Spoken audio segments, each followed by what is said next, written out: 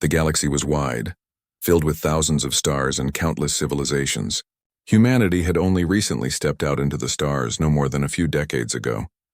Compared to the great powers of the Galactic Union, Earth was young and inexperienced. Humanity had faster-than-light drives, but they were clumsy compared to alien designs. Humans had energy weapons, but they were weaker than most. Their defenses were simple, their ships fragile, and their fleets small. To the Galactic Union, Earth was not a partner. It was a curiosity. When human ambassadors were invited to the Union's Great Council on Prime, they expected to be treated with respect. They arrived wearing clean uniforms, their faces bright with hope. They dreamed of trade agreements, scientific exchanges, and equal standing with other species. Instead, they found laughter. The Union's representatives were powerful and ancient. Tall insectoid generals from the Creel Empire, floating crystalline beings from the Siren Accord. Even the smallest members of the Union had fleets older than humanity's first space probes. To them, humans were children who had found sharp sticks and thought themselves mighty.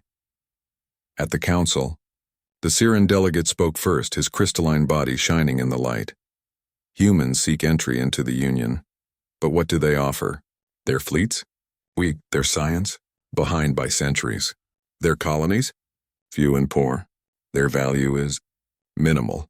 The hall filled with murmurs. The Creel general added, his mandibles clacking. We should not waste real resources on them. If they wish to learn, let them play with scraps. At least then they will not complain of neglect. A laugh spread through the chamber. To the Union, this was generous. They would not give humans new weapons or advanced fleets. They would give them something useless. The broken remains of old warships, stripped of value, rusting in orbital junkyards. The humans sat in silence. Ambassador Marcus Hale clenched his fists, but he did not speak. He knew words would not change alien minds, so it was decided. Humanity would be gifted the Union's trash. The rain of scrap weeks later, the skies above Earth shimmered with the burning trails of falling debris. Massive freighters dumped cargo holds of scrap into Earth's orbit. Old ship hulls floated like corpses. Cracked reactors leaked dead fuel, and weapon mounts bent beyond repair spun lazily among the stars. To the Union, this was charity. To many humans, it was insult. The media back on Earth burned with outrage. Headlines flashed across every screen. They think we are beggars. Union hands humanity their garbage. Scrap in orbit. Our place in the galaxy? Protests rose in cities. Some demanded retaliation. Others called for withdrawal from the Union. But amid the anger, a different voice rose. A voice that saw not insult, but opportunity. Dr. Elena Vargas stood at the observation deck of the orbital station Haven. She was a shipwright, one of Earth's best engineers, and a woman who had spent her life fixing what others had thrown away. Her hands were scarred from welding torches, her eyes sharp with ideas. As she watched the endless field of broken starship parts drift outside the viewport, she smiled. They think this is an insult, she whispered, but they've given us a gift. Beside her, Captain Isaac Reeve frowned. A veteran of Earth's Navy, he had seen how fragile human ships were compared to alien designs. Gift? Elena, that's trash. Half of it can't even power on without exploding. She turned to him, her expression fierce. Exactly. It's broken, it's useless to them. But not to us. Every system is a puzzle. Every hull plate is a tool. They gave us pieces from 100 different species, Isaac. Do you know what that means? He shook his head. It means no one has ever tried to put them together. No one has been desperate enough or creative enough. But we are. And if we succeed, we'll build something the galaxy has never seen before. Sparks of an idea, her words spread. At first, people laughed. The Union laughed too, calling the idea of humans building from scraps primitive tinkering. But Elena gathered a team. Engineers, mechanics, coders, welders, people who knew how to make broken things work again. Many were ordinary workers, not soldiers or politicians. They came because they were tired of being mocked. They came because they wanted to prove something. In a vast orbital dockyard, the work began. Day after day, they sorted through alien wreckage. A cracked plasma cannon from a Creel destroyer. A half-functioning thruster from a Siren frigate. An incomplete AI core that sparked with glitching voices. Each piece was cataloged, studied, and tested. The dockyard rang with noise, grinding metal, hissing torches, shouting voices. Humans worked without rest, their creativity turning broken junk into new designs. Where alien systems were incompatible, they rewired them. Where reactors failed, they patched them with human tech. Where shields flickered, they overlapped 3 weaker ones into a layered defense. Piece by piece, a ship began to take shape. It was ugly. Its hull was mismatched metal, patched with plates of different colors and shapes. Its engines groaned with strange harmonies, cobbled from parts never meant to work together. Its weapons looked awkward, mounted at strange angles, but it was alive. The workers named it the Patchwork, the Council's mockery. When news of the human project reached the Galactic Union, the laughter returned, a Siren newscast broadcast. Humans weld garbage together and call it innovation. Their ship will collapse before it leaves dock. A Creel officer mocked. Perhaps it will fight pirates if the pirates die of laughter first. Even some humans doubted. The government questioned pouring resources into a project that seemed more pride than strategy. But Elena refused to stop. She worked long hours, her face lit by sparks, her voice hoarse from shouting orders. This isn't about pride, she told her team. It's about survival. They gave us scraps because they thought we'd waste them, but we'll show them what humanity can do with nothing but broken pieces. First ignition months passed. The Patchwork stood ready. In the great dockyard, its mismatched hull loomed over the workers like a monster built from dreams and determination. The first ignition test came at dawn. Engineers strapped in, holding their breath. The reactor hummed, a strange chorus of alien and human parts working together. For a moment, the lights flickered, and then the ship roared to life. Engines fired. Shields buzzed. Weapons glowed faintly, not perfectly, but enough. Cheers erupted through the dockyard. Workers embraced. Tears filled eyes. Against all expectations, the ship lived. Captain Reeves stepped aboard, running his hand across the patched hull. It's ugly, he muttered. Then he smiled. But it's ours. Dr. Elena Vargas stood at the bridge, looking out at the stars. For the first time, she felt hope.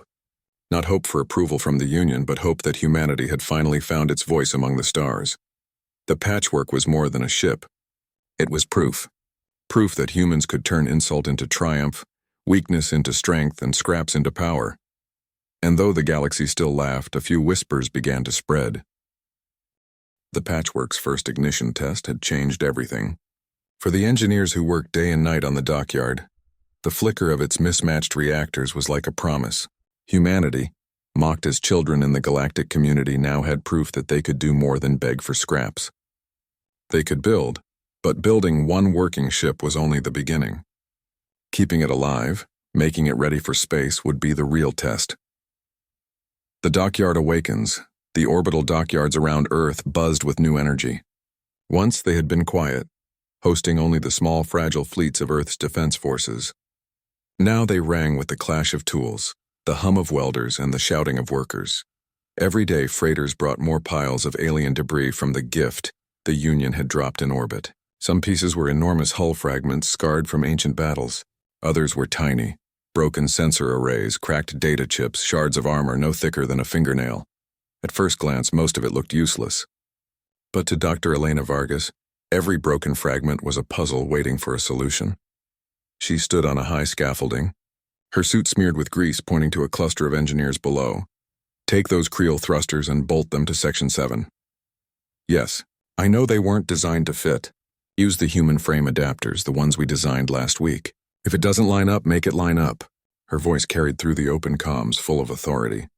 Around her, workers nodded and set to work. Nearby, a young mechanic named Asha wiped sweat from her brow.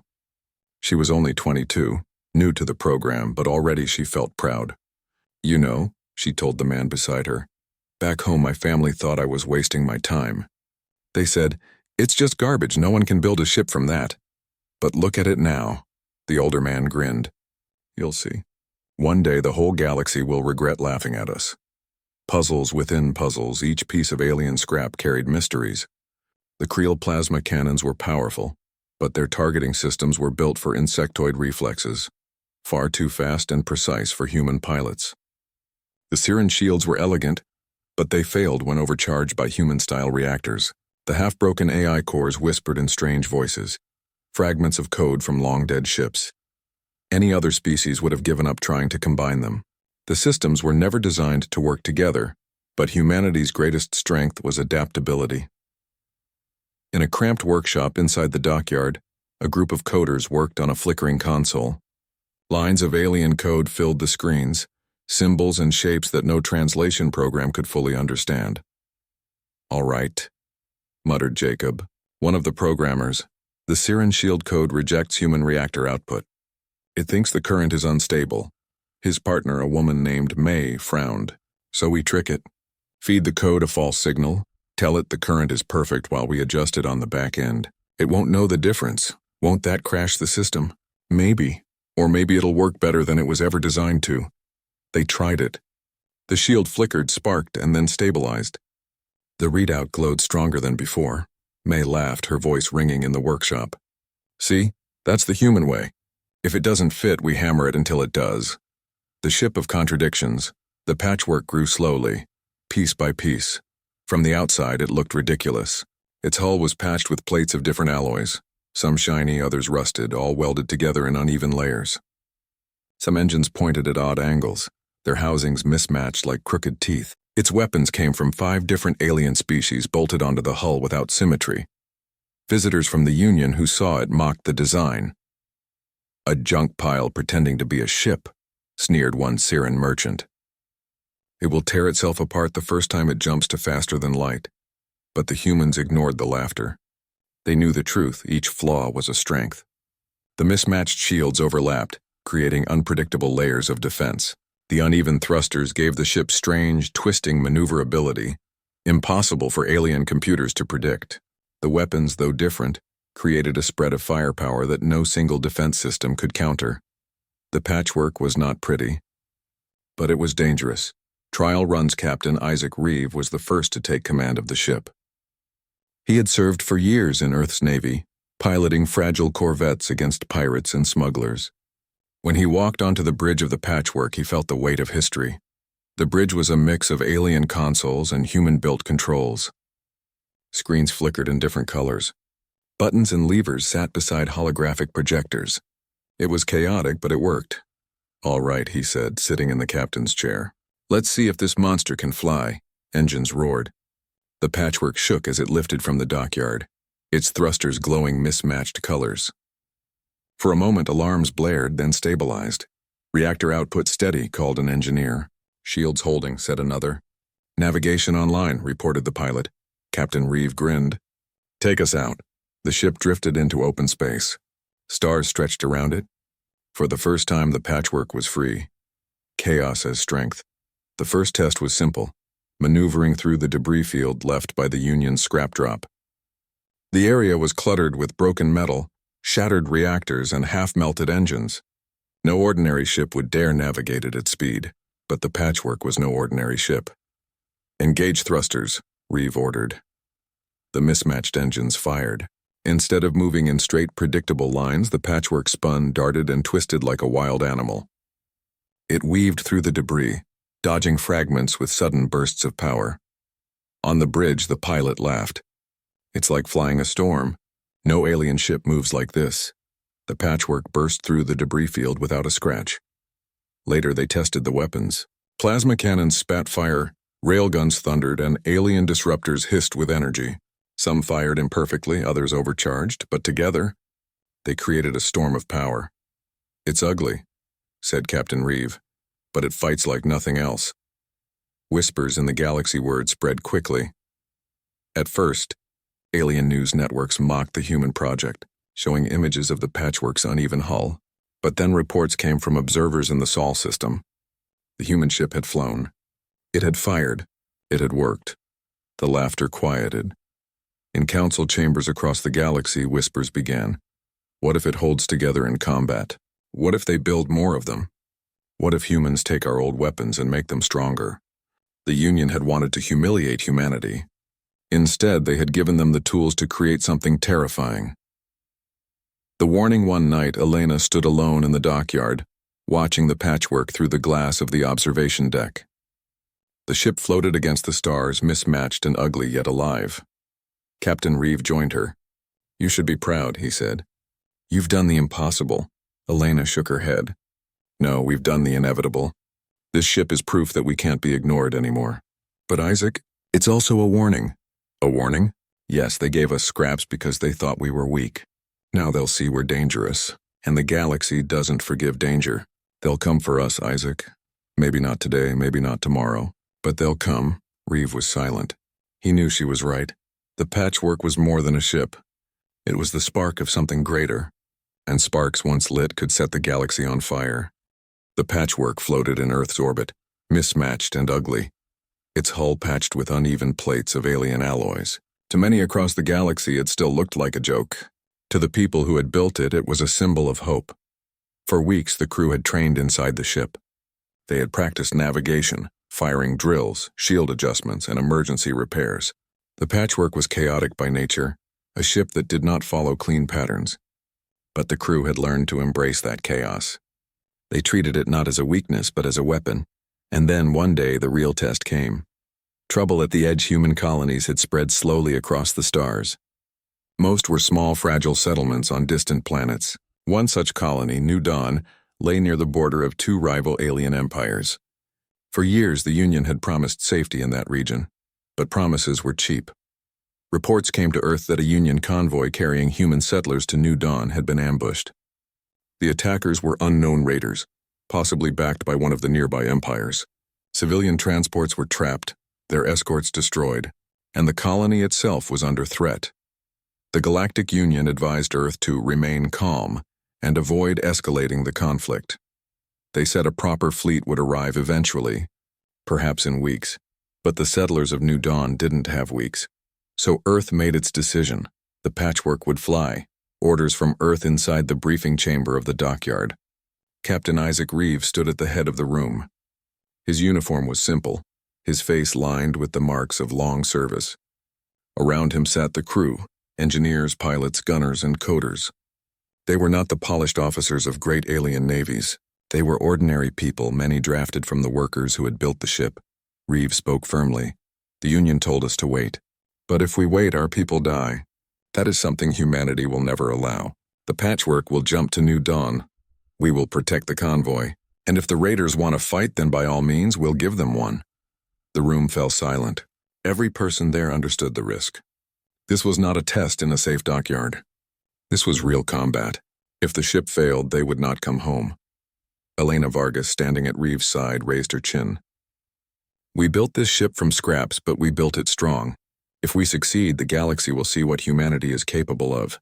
If we fail, then at least we showed courage. The crew nodded. No one stepped back. The jump, the patchwork's faster-than-light drive, was another experiment, stitched together from human design and fragments of alien technology. It had never been used for such a long-distance jump. On the bridge, the crew strapped into their seats. Reeve gave the order. Engage, FTL. The drive roared. The stars outside blurred into streaks of light. The hull groaned as if protesting the unnatural speed. For a heartbeat, alarms screamed, then stabilized. They had entered faster than light. Hours later, the ship emerged into the New Dawn system. The crew gasped. Before them, chaos filled the stars. The battle begins. The convoy was under attack. Civilian transports drifted helplessly, their engines damaged. Around them, raider ships, sleek and deadly, swarmed like predators. Already 2 human freighters burned, their hulls split apart. Reading 12 enemy ships, reported the sensor officer. Mostly frigates, light but fast. They're armed with disruptors and plasma. Status of the convoy? Reeve asked, shields failing. If we don't act, they won't last long. Reeve clenched his jaw. Then let's act. The first strike. The raiders noticed the patchwork's arrival almost immediately. One of them turned, scanning the mismatched ship. A mocking transmission came through, translated into human language. A junk ship. The Union sends garbage to defend garbage. Turn back, humans, or you'll burn with your trash. Reeve leaned forward. Helm full power. Weapons ready. The patchwork surged forward. Its mismatched engines gave it a strange, unpredictable flight path. Instead of moving straight, it darted sideways, then forward, then twisted again. The raiders opened fire, but their shots missed, confused by the ship's chaotic movement. Return fire, Reeve ordered. The patchwork's weapons came alive. A Creel plasma cannon spat fire. Human railguns thundered. A Siren disruptor beam cut through space with a hiss of blue light. The weapons didn't fire in neat, orderly patterns. They fired in bursts overlapping unpredictably. One raider ship was caught off guard. Its shields flickered, then collapsed under the storm of mismatched fire. The ship exploded in a flash of light. Cheers erupted on the Patchwork's bridge. Improvised tactics. The raiders regrouped, circling like wolves. They fired in unison, beams of plasma striking the Patchwork's shields. The mismatched layers held, flickering wildly but refusing to fall. "Shields at 60%, shouted the engineer. Elena leaned over the console. "Divert reactor power from the secondary thrusters to reinforce the shields. Overlap the Siren matrix with the human grid. Trust me, it'll hold." The crew worked quickly, rerouting power. The shield stabilized. Reeve grinned. "Now let's give them something new. Weapons overcharge the plasma cannon just for one burst." "But Captain, that could burn it out," the gunner warned. "Then make it count." The plasma cannon glowed bright, hotter than it was ever designed to. With a thunderous blast, it fired a single shot that tore through 2 raider frigates in one strike. The cannon went dead immediately after, smoking from the overload. The bridge shook from the recoil, but the crew cheered again. The convoy saved. The Patchwork darted among the raiders, its odd thrusters allowing maneuvers no alien ship could predict. It twisted through debris fields, used broken freighters as cover, and even fired scrap metal from its launch bays as improvised shrapnel cannons. One by one, the raiders fell. Some were destroyed. Others fled into faster-than-light to escape the chaotic human warship. Minutes later, the battlefield grew quiet. The convoy, though battered, was alive. "Convoy reports minimal casualties," said the COEM's officer. "They're thanking us, Captain. They say we saved them." Reeve sat back, exhausted but proud. "Then we've done our job." The galaxy watches the battle was recorded. Every shot, every maneuver, every improvised trick was captured by the convoy's black box recorders. Within days, the footage spread across the galaxy. Alien viewers watched in shock as a human ship, built from scraps, tore through a raider fleet. They saw shields that overlapped unpredictably, weapons that fired in strange rhythms, and thrusters that moved the ship like a wild beast. Some called it luck. Others called it madness. But one truth spread quickly: the Patchwork was real, and it was dangerous. The aftermath back on Earth, the crew returned to a hero's welcome. Crowds filled the spaceports, cheering as the Patchwork docked. Families of the saved settlers wept with joy, holding banners that read, "Our scrap, our strength." At the same time, whispers spread through the Galactic Union. In council chambers, delegates argued. "This is unacceptable," said one. "If humans can build such weapons from garbage, what will they do with real fleets?" "We should have destroyed them before this could happen," hissed another. But others shook their heads. "Perhaps they are more than we thought. Perhaps they deserve a place among us." The Union was divided. Fear had entered their councils. The captain's words, on the dockyard, Elena and Reeve stood together once more, looking at the battered hull of the Patchwork. Scars from battle marked its plates. Some weapons were burned out. The plasma cannon was useless until repaired, but the ship still stood. Reeve placed a hand on the hull. "She fought well, better than any of us could have hoped." Elena nodded. "Yes, but this is only the beginning. Now they know what we can do. And they won't forget it." Reeve turned to her, his face serious. "Then we'll be ready. The Patchwork was our first. It won't be our last." Above them, the stars shone cold and endless. Humanity had taken its first step into true galactic power. But that step had placed them on a path of conflict. The trial by fire was over. The real war of respect had only begun. The Patchwork's victory at New Dawn echoed through the galaxy like a thunderclap. What was meant to be a small skirmish with raiders had become a story, repeated in every corner of the Union. The recordings of the battle spread faster than any official announcement could control. Millions watched as the strange human warship, ugly and mismatched, twisted through space like a storm. They saw it shatter 2 ships with one impossible plasma shot, weave through fire with its crooked thrusters, and shield a convoy when no one else would. For the first time, the galaxy stopped laughing. Council in turmoil on Sealer Prime. The Grand Council chamber of the Galactic Union was filled with chaos. Delegates from hundreds of species argued, their voices rising in anger and fear. The Siren delegate, crystalline and sharp, raised his glowing arms. This is unacceptable. We gave them trash, and from that trash they built a weapon that can outfight our patrol fleets. A Creel general slammed his claws on the table. It was a mistake. We should never have given humans anything. Now their pride is dangerous. If they can do this with scraps, what happens when they find real shipyards? Another species, small and bird-like, chirped nervously. Perhaps this was not luck. Perhaps this is what they always were. Adaptable, unpredictable. We cannot ignore this. The council erupted in more shouting. Some called for sanctions. Others called for intervention. A few rare voices suggested alliance. In the end, no agreement came. But one truth remained in every delegate's mind. Humanity was no longer harmless. Earth's reaction. On Earth, the atmosphere was the opposite. Crowds filled cities, celebrating the patchwork as a symbol of strength. Children wore shirts printed with its jagged outline. Songs were written, stories told, statues planned. For the first time, humanity felt pride not just in surviving among the stars, but in proving itself equal or even superior to those who mocked it. Inside the dockyard, Elena Vargas found herself overwhelmed. Reporters followed her, governments demanded her attention, and citizens hailed her as the mother of the patchwork, but she was not celebrating. Late at night, she walked alone through the ship's corridors. The lights flickered faintly, shadows dancing across patched walls. She touched the metal with her gloved hands. Beautiful, she whispered. Not because the ship looked beautiful, it didn't, but because of what it meant. Humanity had taken its first true step. Still, her heart was heavy. She knew what came next, a divided galaxy. The Union's reaction came quickly. Officially, they congratulated humanity on defending its colony. But behind the words was unease. Alien fleets began patrolling closer to human space. Trade agreements slowed. Rumors spread that secret meetings were being held to contain the human problem. At the same time, others reached out in curiosity. Merchants, smugglers, and smaller powers sent messages to Earth, offering to trade more scrap in exchange for favors. A few even asked for human engineers to help repair their old ships. The galaxy was divided.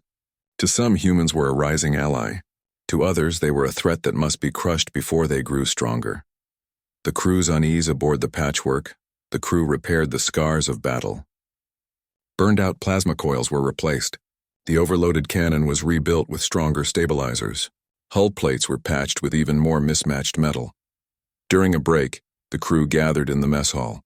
Laughter mixed with tension. Asha, the young mechanic, leaned across the table. "Have you heard the rumors? They say the Creel are planning to send a fleet near Sol just to observe us." May, the coder, frowned. "Observe? You mean intimidate? They want to scare us into backing down?" Jacob shrugged. "Let them. If they come, we'll show them what the patchwork can do." Captain Reeve entered the room then, his expression firm. "Don't be so quick to welcome war," he said. "Every victory brings attention, and attention can be deadly. Remember, we fought raiders. Real fleets are another story." The room fell silent. Everyone knew he was right. Shadows of fear. The galaxy's media exploded with stories. Alien commentators debated endlessly. One Siren journalist sneered on broadcast, "Humans are dangerous children, playing with knives they do not understand.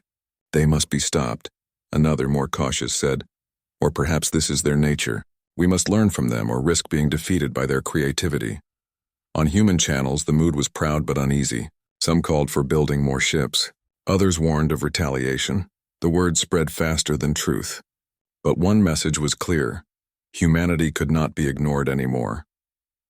A quiet conversation one evening. Elena and Reeve met again on the observation deck. The stars shone outside, silent witnesses to their burden. "They fear us now," Elena said quietly. "We asked for respect. Instead, we gained fear." Reeve nodded slowly. "Fear can be respect if handled carefully, but it can also be a reason for war." She turned to him, eyes sharp. "That's why we need more ships. If we have one patchwork, they call us a curiosity. If we have 10, they call us a threat. But if we have 100, they will call us equals." Reeve looked out at the stars. "And what will we call ourselves then?" Elena smiled faintly. "Survivors." The meeting weeks later, Earth's leaders gathered in a secure chamber.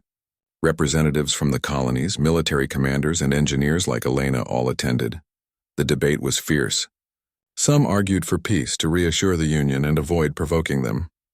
Others demanded strength, building more patchworks to defend humanity. Finally, Elena spoke. Her voice cut through the noise. We cannot hide what we are. The galaxy has seen it already. Fear is not something we chose. It was given to us the moment we survived. The only choice we have is what we do with that fear. We can let it crush us, or we can turn it into respect. The room grew quiet. One by one, the leaders nodded. The decision was made. Humanity would build more ships. A shift in power in secret. New dockyards opened on the Moon, Mars, and orbiting stations around distant colonies. Freighters collected scrap not only from Union gifts, but from battlefields, black markets, and old shipyards across the stars. Human engineers worked tirelessly, applying lessons from the first patchwork. Every ship was different, built from whatever parts they had. Some were faster, some stronger, some heavier with armor. None were pretty, but all were dangerous. The galaxy began to whisper a new name: the Patchwork Fleet. The Union's dilemma, back in the Union. The Council argued again. If they build more, we must strike them before it's too late. One delegate shouted, "No," said another. If we strike, we prove their fear correct. We will make them legends, not destroy them. A third leaned forward. But legends are more dangerous than fleets. Already smaller powers are watching them. If humanity becomes a symbol, others will follow their example. The Union will fracture. The Council was paralyzed. Every choice carried danger. Respect earned on Earth. People no longer spoke of insult or shame. They spoke of destiny. The patchwork stood proudly in orbit, scars repaired, weapons ready.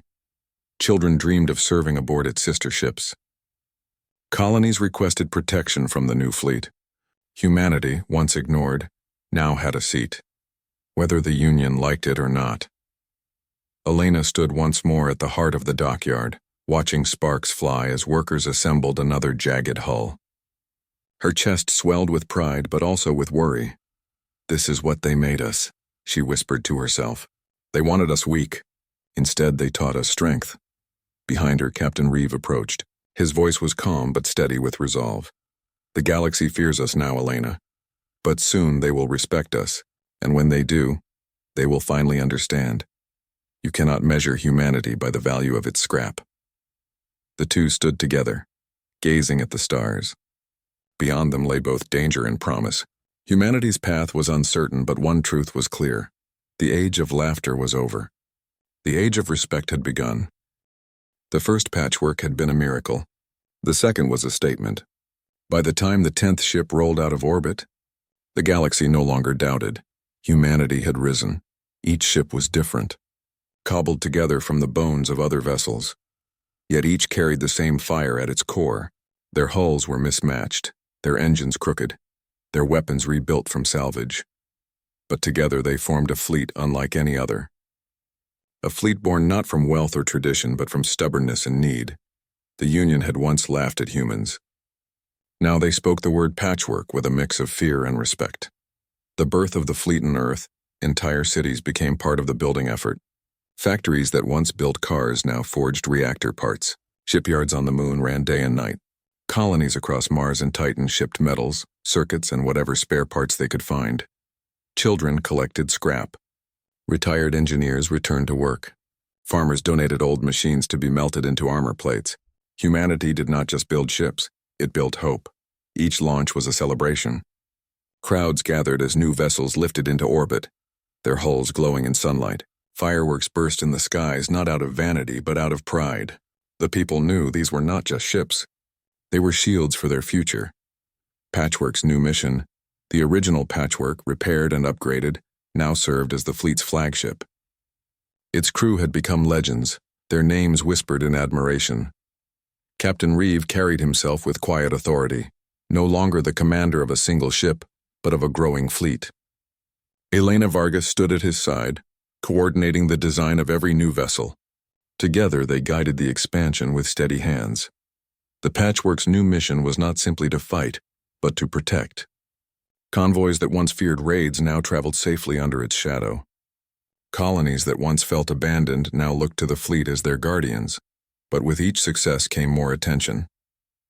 The galaxy watches on SciFi-Prime. The Union Council met once more.